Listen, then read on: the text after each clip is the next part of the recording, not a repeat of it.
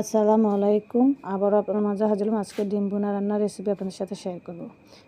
পেঁয়াজটা বেরেস্ত হতে আমি এখন মশলাটা তৈরি করে নেব। দেখুন, হলুদের গুঁড়া, মরিচের গুঁড়া, ধনিয়ার গুঁড়া, জিরার গুঁড়া, সামান্য পানি দিয়ে মশলাটা আমি তৈরি করে নেব।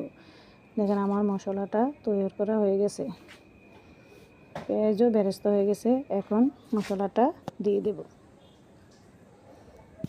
দিয়ে ভালো করে নেড়ে চেড়ে নেব। সামান্য পানি দিয়ে দিলাম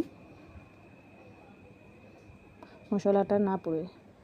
স্বাদ মতন লবণ দিয়ে দিলাম, দিয়ে ভালো করে নেড়েচেড়ে কষিয়ে নেব। কষানোর পরে দেখেন, আমি আগে থেকে ডিমটা ভাজা করে রেখেছি, সেই ভাজা ডিমগুলো দিয়ে আবারও ভালো করে নেড়েচেড়ে কষিয়ে নেব।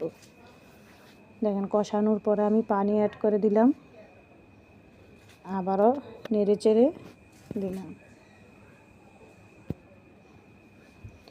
2-3টা কাঁচামরিচ দিয়ে দিলাম,